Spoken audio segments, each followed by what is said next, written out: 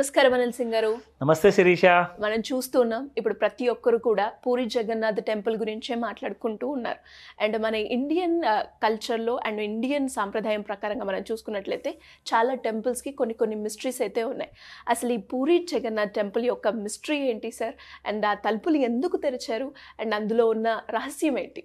Only మన దేశంలో మన దేశ అందరు ప్రజలే కాకుండా ప్రపంచం అంతంలో కూడా, మీరు యుఎస్ తీసుకోండి, యూరోప్లో ఏ దేశమైనా తీసుకోండి, ఏషియాలో కూడా అందరూ కూడా మన జగన్నాథుడి గుడి ట్రెజర్ గురించి మాట్లాడుకుంటారు.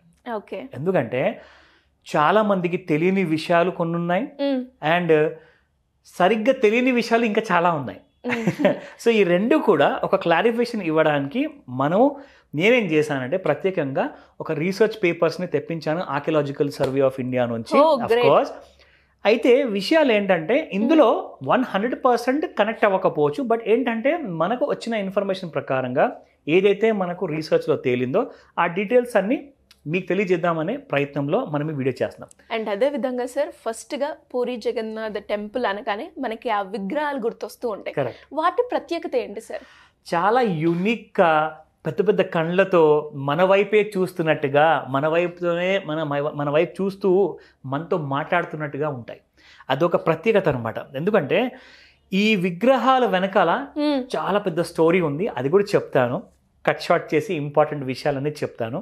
సో మొన్న ఏదైతే ఎక్స్కవేషన్ వర్క్ అనేది స్టార్ట్ అయిందో, అంటే ఒక ట్రెజర్ కోసము అడ్వెంచరస్, అదేదో ఆశ దురాశతో చేయాలని చెప్పి ఉద్దేశం కాదండి. ఇది భారతదేశము మన కేంద్ర ప్రభుత్వము ఎలక్షన్ టైంలో ఇచ్చిన హామీ. సో అందులోనే భాగంగా ఈ టెంపుల్ ట్రెజర్ తీసేసి ఆ డీటెయిల్స్ అన్నీ కూడా తెలుసుకుందాము. అంటే ఎగ్జాక్ట్లీ ఎందుకంటే ఇప్పుడు ఆ పురిలో ఉన్న గుడి ఎగ్జాక్ట్లీ అక్కడ చుట్టుపక్కల ఉంటున్న జనం, భారతదేశంలో చాలామంది ఎవరైతే జగన్నాథుడి భక్తులు ఉన్నారో వాళ్ళందరూ కూడా ఒక గట్టి నమ్మకంతో ఉంటారు. వాళ్ళందరూ కూడా చాలా రకాలుగా నెగిటివ్ ఆలోచనతో ఉన్నారు, కొంతమంది పాజిటివ్ ఆలోచనతో ఉన్నారు. అవన్నీ కూడా మనం తెలుసుకుందాం. సో ఇందులో ముఖ్యమైన విషయం ఏంటంటే ఆ డోర్స్ ఏవైతే తెరిచారో అవి యాక్చువల్గా కొన్ని వందల సంవత్సరాల నుంచి లాక్ అయి ఉన్నాయండి. అంటే వాటికి నార్మల్ అదేదో తాళం వేసేసి కీ పెట్టేసేసి అలా కాదండి, వాటికి చాలా మంత్రాలు కూడా వాళ్ళు అక్కడ ఎగ్జాక్ట్లీ నాకపాస మంత్రం అని చెప్పేసేసి అక్కడ మంత్రాన్ని చదివేసేసి మరి వాటిని అలాంటి డోర్ని సీల్ చేయబడ్డాయి అనమాట. ఇది ఎప్పుడో రాజుల కాలం క్రిందటి విషయం ఇది, అంటే కొన్ని వందల ఏళ్ళ ముందు. సో ఇప్పుడు ఏం జరిగిందంటే ఎగ్జాక్ట్లీ ఆర్కియలాజికల్ సొసైటీ వాళ్ళు కానివ్వండి, లెక్క చేసే వాళ్ళు కానివ్వండి, వీళ్ళందరూ కూడా అక్కడ ఒకవేళ పెద్ద పెద్ద పాములు ఒకవేళ బయటికి వస్తే ఎలా హ్యాండిల్ చేయాలని చెప్పేసి పాము పట్టే వాళ్ళు కానివ్వండి, వీళ్ళందరూ కూడా ఒక పెద్ద టీంతో ఫస్ట్ జగన్నాథుడి పూజ చేశారు. అక్కడ పూజ చేసి దేవుణ్ణి మెప్పించారు. సో ఎలాంటివి కూడా ఆటంకాలు రాకుండా చూసుకో స్వామి అని చెప్పేసి లోపలికి వెళ్ళారు. అక్కడ స్టార్ట్ అయిందండి అసలు సిసలైన పని. సో అక్కడ చూసుకుంటే సంచులు నిండా వజ్రాలు, వైఢూర్యాలు అండ్ ఎమరల్డ్ స్టోన్స్, జెమ్స్. అక్కడ చూసుకుంటే మీకు ఒక్కొక్క గొలుసు ఉంటుంది కదా, అంటే మనం ఇప్పటిదాకా చూసింది ఇనుప గొలుసులు మాత్రమే, అక్కడ బంగారు గొలుసులు ఉన్నాయి. అంటే ఒక్కొక్క గొలుసు వెయిట్ మీరు చూస్తే 300 కేజీల నుంచి 500 కేజీల మధ్యలో ఉంది. అంత హ్యూజ్ సైజులో ఉన్న ఆ ట్రెజర్ని యాక్చువల్గా ఆ ట్రెజర్ డోర్ తెరిచే ముందు చాలామంది కొన్ని రూమర్స్ ఉంటాయి. అది ఎలాంటి రూమర్ ఉంటే అందులో నిజంగా ఒకసారి ట్రెజర్ అనేది బయటికి వస్తే ఈ ప్రపంచంలో ఉన్న మన ఈ భూమి పైన ఉన్న ల్యాండ్ మాస్ ఎంతైతే ఉందో ప్రతి దేశం దగ్గర ఆ ల్యాండ్ మాస్ మొత్తం భారతదేశం ఒకటే కొనేయచ్చు, అంత పర్చేసింగ్ పవర్ వచ్చేస్తుంది అని చెప్పారు. అంటే రాలేదు వచ్చిందా అన్న విషయం మనం పక్కన పెడితే ఇలాంటి నమ్మకాలు ఉండేటి. అంటే అలాంటి సీక్రెసీ, ఇంకా కౌంటింగ్ పూర్తి అవ్వలేదు, మీకు ఇంకా కౌంటింగ్ అనేది ఇంకా జరగాలి, ఇంకా చాలా లెక్కలనేది బయటపడేది ఉంది, ఇంకా లోపల ఎన్ని తలుపులు ఉన్నాయి, ఇంకా ఎన్ని సీక్రెట్ డోర్స్ ఉన్నాయి ఎవరికి తెలియదు. జస్ట్ ఒక్క డోర్ మాత్రమే తెరవడం జరిగింది. అయితే ఇప్పుడు ఇక్కడ ముఖ్యమైన విషయాలు మీరందరూ తెలుసుకోవాలి. అయితే ఈ విషయంలో ఏంటంటే కొన్ని మిస్టరీస్ ఉన్నాయి. దీనికి ఇప్పటిదాకా పెద్ద పెద్ద సైంటిస్ట్ దగ్గర నుంచి పెద్ద పెద్ద క్యాల్కులేషన్ చేసేవాళ్ళు కానివ్వండి, మంత్రాలు చదివే పూజారులు కానివ్వండి, ఎవరు కూడా దీన్ని ఛేదించలేకపోయారు. ఈ రహస్యాలు ఏంటో ఇప్పుడు 1 by 1 నేను చెప్తాను. ఇంపార్టెంట్ విషయం ఏంటంటే ఆ తీసుకొచ్చిన పేపర్స్ ద్వారా నేను చెప్తున్నాను. సో ఇందులో మనం ముఖ్యంగా చెప్పుకోవాలి శిరీష, ఫస్ట్ అండ్ ఫార్మోస్ట్ ఏంటంటే ఈ డోర్ ఒకవేళ తెరిస్తే చాలా అనర్థాలు జరుగుతాయి అని చెప్పి కూడా ఒక నమ్మకం ఉండింది. అఫ్ కోర్స్ ఏం జరగలేదు కదండి అంటే పూజలు అంత సవ్యంగా జరిగాయి. మరి దేవుణ్ణి అంత బాగా మీరు మెప్పించారు, అంత కరెక్ట్గా పూజ జరిగిన తర్వాతనే కదండి అన్ని సవ్యంగా జరిగాయి. సో దానికి అర్థం అది. సో నా ఇక్కడ మనం తెలుసుకోవాల్సిన విషయం ఏంటంటే, దేవుళ్ళలో చాలామంది దేవుళ్ళు ఉన్నారు, కానీ మనము తెలుసుకోవాల్సింది ఇక్కడ జగన్నాథ్ గుడిలో ఇక్కడ మీకు ఒక విషయం తెలియాల్సింది ఏంటంటే కృష్ణుడి గుండె ఉంది ఇక్కడ. అవునా? ఎస్, ఈ గుడిలో మీకు దేవుడి ఆ విగ్రహాలు ఏవైతే ఉన్నాయో ఆ దాని వెనకాల కూడా ఒక పెద్ద రీజన్ ఉంది, ఒక ఇంపార్టెంట్ విషయం ఉంది, అందరు తెలుసుకోవాలి. ఎందుకంటే ఈ విగ్రహాలు తయారు చేయబడ్డాయి నిమ్మ చెక్కతో. ఎగ్జాక్ట్లీ, నిమ్మ చెక్కతో తయారు చేయబడిన విగ్రహాలు. అందులో మీరు ముగ్గురు దేవుళ్ళ విగ్రహాలు చూస్తారు. ఒకటి కృష్ణుడు, రెండోది బలరాముడు, మూడోది సుభద్ర అంటే వాళ్ళ చెల్లాయి. సో ఎగ్జాక్ట్లీ ముగ్గురు కూడా ఆ బొమ్మలు ఎప్పుడు మీకు కనిపిస్తూ ఉంటాయి విగ్రహాలు, అది ఎప్పుడు మనల్నే చూస్తూ ఉంటాయి అని అక్కడ చూసినప్పుడల్లా ఆ భయం భక్తి అనేది ఆటోమేటిక్గా మన అందరిలో వచ్చేస్తుంది. అంటే అందులో అంత ఆరా ఉంది, అందులో ఆ కైండ్ ఆఫ్ అలా పవర్ కూడా మనకు కనిపిస్తుంది. You can experience that. Literal గా నాకైతే గూస్ బంప్స్ వస్తున్నాయి మీరు చెప్తుంటే, నాకు కూడా ఆ ఫీలింగ్ అయితే వస్తుంది. ఎగ్జాక్ట్లీ. సో అలాంటి నమ్మకం ఉన్న చోట్లో మనం చూసుకోవాల్సింది 100 ఇంపార్టెంట్ విషయం ఏంటంటే, ఎప్పుడైతే సమయం ఆసన్నమయ్యిందో కృష్ణుడికి ఆ దేహం అనేది, ఎందుకంటే ఒక మనిషి రూపంలో విష్ణువు, శ్రీ మహావిష్ణువు ఎప్పుడైతే రూపంలో వచ్చారో, శ్రీకృష్ణుడి రూపంలో వచ్చాక భూమి పైన చేయాల్సిన కరెక్ట్గా అన్ని పనులని సవ్యంగా మహాభారతం అన్ని పూర్తయిపోయిన తర్వాత ఎప్పుడైతే ఆయనకి తిరిగి వెళ్లాల్సిన సమయం ఆసన్నమైందో ఆ టైంలో ఆయన ఉన్న దేహాన్ని త్యాగించాలి. సో ఆ దేహాన్ని త్యాగించేటప్పుడు ఆ దేహం మొత్తం కూడా భస్మం అయిపోయిన తర్వాత ఒక గుండెకాయ మాత్రము మీకు సముద్రంలో వెళ్ళిపోయిందనమాట. సో ఆ సముద్రంలో ఉన్న గుండెకాయ కాస్త నిమ్మ చెక్కలో రోల్ అయిన తర్వాత అది కాస్త చేరింది ఒడిస్సా తీరానికి.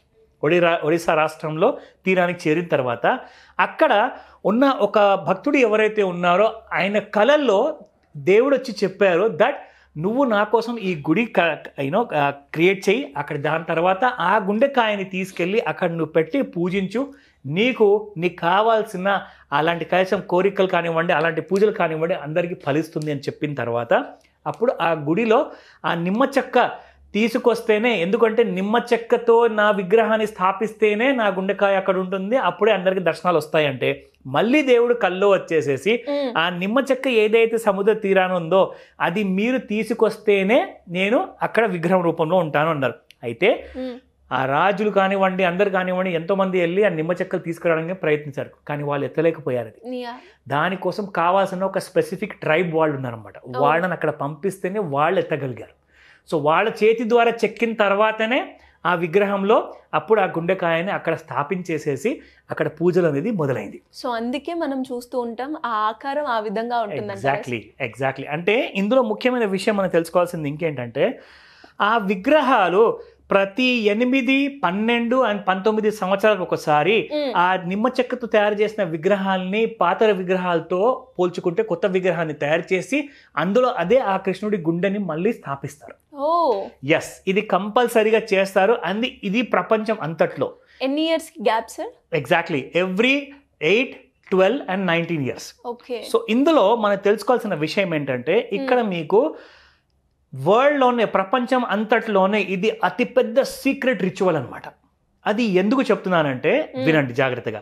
సో ఈ రిచువల్ ఎప్పుడైతే పాత విగ్రహాల్లో నుంచి దేవుడి గుండెకాయని తీసేసి ఆ కృష్ణుడి గుండెకాయని తీసేసి విష్ణువుడి విగ్రహంలో స్థాపించడానికి అదొక ప్రాసెస్ ఉంటుంది.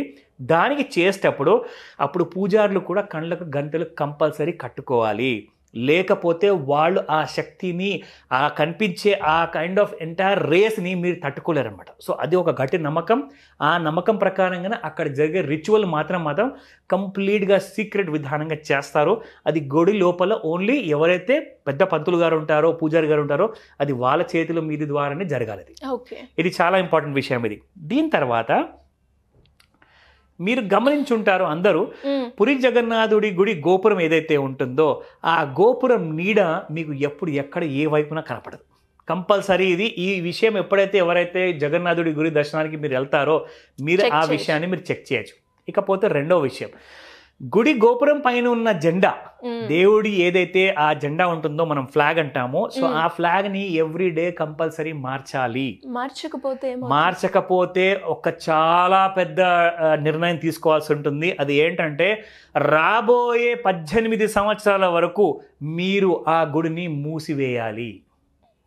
నెక్స్ట్ 18 years వరకు ఆ గుడిని మూసివేయాలి. ఇది చాలా గట్టి నమ్మకం అనమాట అక్కడ.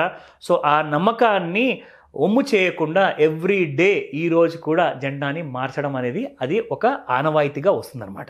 సో నా వెరీ ఇంపార్టెంట్ విషయం ఏంటంటే దీనికి సైన్స్ కూడా ట్రై చేసిందండి. సైంటిస్టులు ట్రై చేశారు అసలు దీనికి రీజన్ ఏంటా అని. గుడి గోపురం పైనుంచి, పురి జగన్నాథుడి గుడి గోపురం పైనుంచి ఎలాంటి ఏరోప్లేన్స్, ప్యాసింజర్ ప్లేన్స్ కానివ్వండి, ఆర్ చాపర్స్, హెలికాప్టర్స్ కానివ్వండి, ఆర్ ఈవెన్ పక్షులే కానివ్వండి, అసలు గుడి పైనుంచి వెళ్ళవు. ఎందుకు సార్ రీజన్ అంటారు? దీనికి సైంటిఫిక్ రీజన్స్ ఫైండ్ అవుట్ చేయడానికి చాలా మంది ఆ రీసెర్చ్ లో ఉన్నారు. ఇప్పటిదాకా తేలలేకపోయింది. అయితే ఫర్ ఎగ్జాంపుల్ నేను చెప్తాను, లైక్ ఒక పైలట్ కి మనం చెప్పొచ్చు అక్కడ గుడి ఉందండి, గుడి పక్క నుంచి వెళ్ళండి అని చెప్తే ఓకే, వాళ్ళు అక్కడ నుంచి వెళ్తారు కాబట్టి గుడి పై నుంచి వెళ్ళట్లేదు అంటారు. కానీ పక్షులకు ఎలా తెలుసు? అది నేచర్.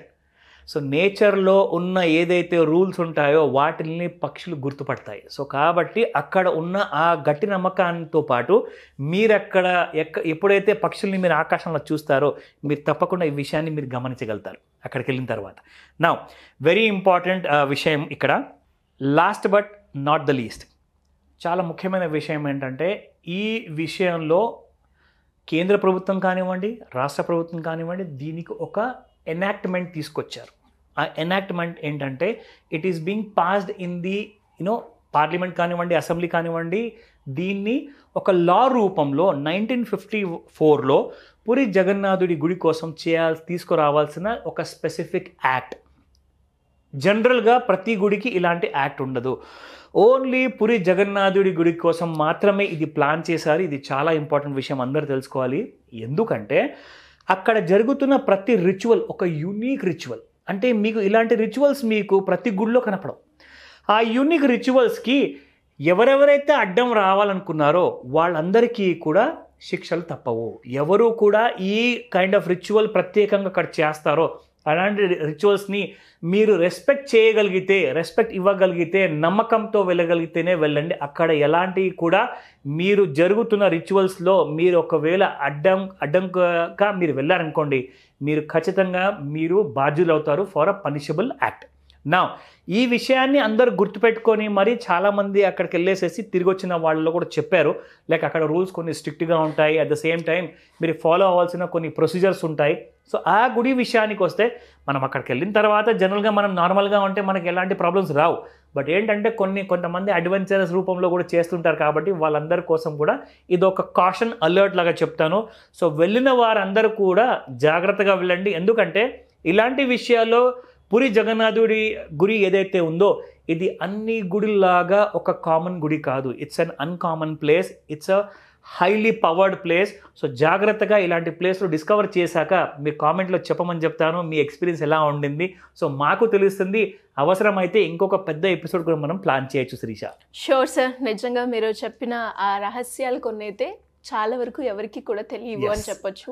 అండ్ చాలా ఉన్నాయి, ఇంకా మనం మాట్లాడుకుందాం. Anyways thank you sir, thank you so much. Welcome Shirisha. Suman టీవీలో మీ పర్సనల్ అండ్ బిజినెస్ ప్రమోషన్స్ కోసం కింది నెంబర్కి కాంటాక్ట్ చేయండి.